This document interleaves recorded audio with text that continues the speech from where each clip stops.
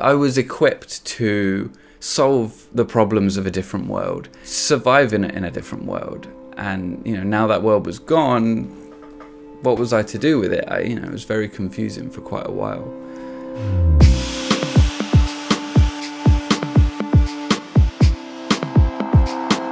Over the last few years, I've been slowly developing like a healthy, coherent sense of self. And a large part of that has been like creating this sort of cohesive personal narrative that doesn't like disown whole parts of myself. And as far as like recovering from the cult goes, that's meant finding these parts of me that were part of my cult identity and reintegrating them in ways that are, better for me, healthy for me, and that keep, the locus of control with me, that enable me as an individual to be me and not me for the benefit of someone else, not me in service of an ideology, And in terms of my own recovery, my own healing from this, I feel like that's come on leaps and bounds in the last couple of years. And, I think that's most evident in my relationship with,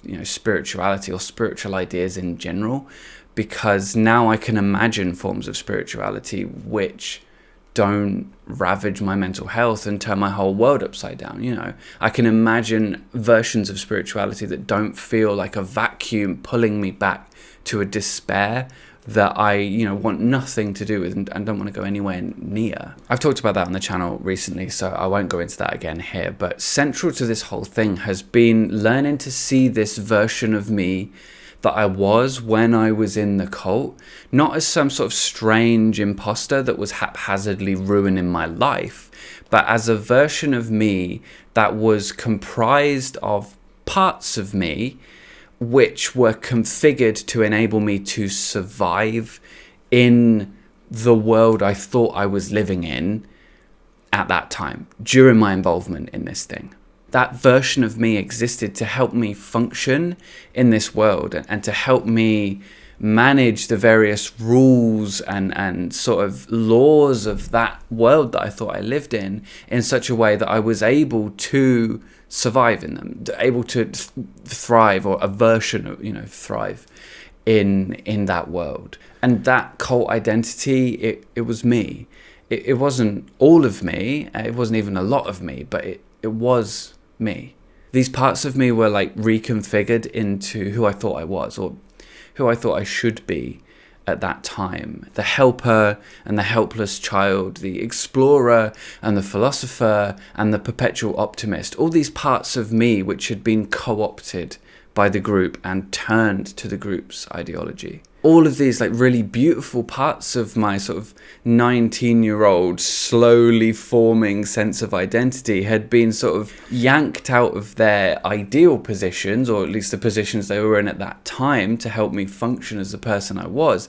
And they'd been sewn together in this new sort of peculiar cult identity way. And now that I was out, now that I was no longer living in the world that I thought I was living in, that part of me was orphaned. So for a little while, I lashed out, I freaked out, and I buried my head in the sand and sort of ended up investing myself in various other ideologies to sort of compensate for this void that had been created by this lack of certainty, this lack of a framework, this lack of a structural understanding for the world, And that's something that I talked about in the previous video. And yeah, I didn't do very well with that for quite a while. And that was because these parts of me, they had come together to create a version of me that was optimized to survive in a world that I was no longer in.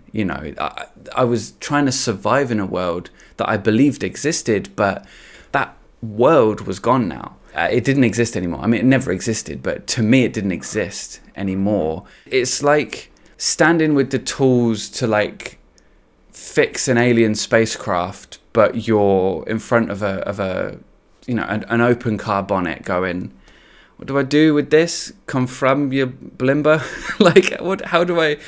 How can I use this conframbia blimber for this, to change the oil in this thing? Do you know what I mean? I was equipped to solve the problems of a different world and survive in a different world. And, you know, now that world was gone, what was I to do with it? It was very confusing for quite a while. So these parts of me, they needed new homes, they needed new jobs, you know, so I had to find them things to be getting on with and find them sort of healthy, constructive places inside me in a reintegrated sense of self, a reintegrated me. So like now, rather than like the pre-cult me, who the cult me saw as being like really stupid and sort of like not really aware enough to really understand the world and all that kind of stuff, and then like the post-cult me, who saw the first me as sort of naive and confused, and then the second, you know, cult me as some weird sort of strange imposter, as I say, that's sort of haphazardly ruining my life. And now this later version of me, this is the one that's got it right, you know.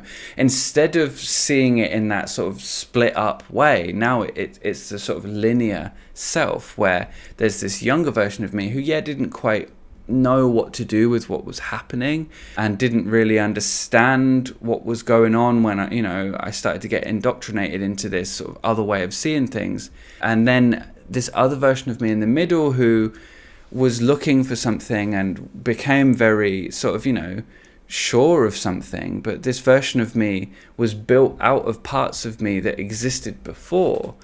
And now there's this new version of me, the latest model, who has the parts of that first self, that pre-cult self, parts of this cult self, and also parts that have emerged through the experience of overcoming and recovering from the cult. And all of that has come together. So now, you know, this sort of helper and this child and this explorer and this philosopher and this perpetual optimist, they've all kind of found places in my life. They've found places in my day-to-day that are healthy. And there's another part as well that's kind of come into being as a result of the experience that I've had throughout, which is the cynic.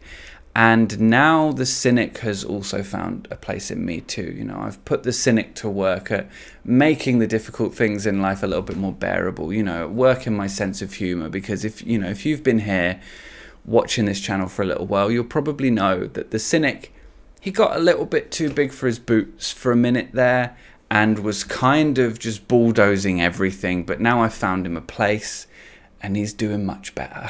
And now that he's there doing that, he's not crowding out the light of hope anymore. So that's shining a lot brighter than it has in quite a long time. So that's also good too, I think. Which brings me to something that I wrote for my Instagram recently. In a world that will grind you down and leave you in a cynical, nihilistic rut if you let it, hope and awe and wonder are treasures. Don't be ashamed of them, and don't scorn those who have found their way to them. They are all too rare and all too precious, and our short lives are richer for them. Life can be hard, and recovery from trauma, whether it's cult related or something else, you know, it takes time.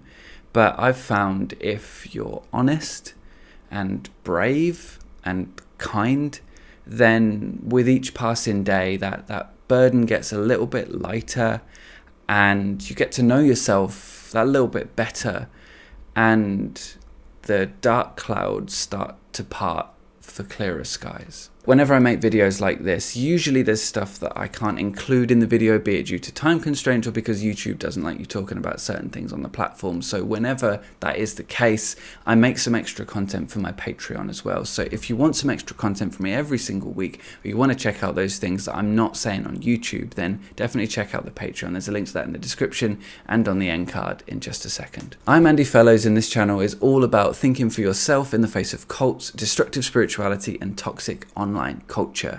Please be kind and ask good questions, and Merry Christmas, Happy Holidays, and I will see you in the new year.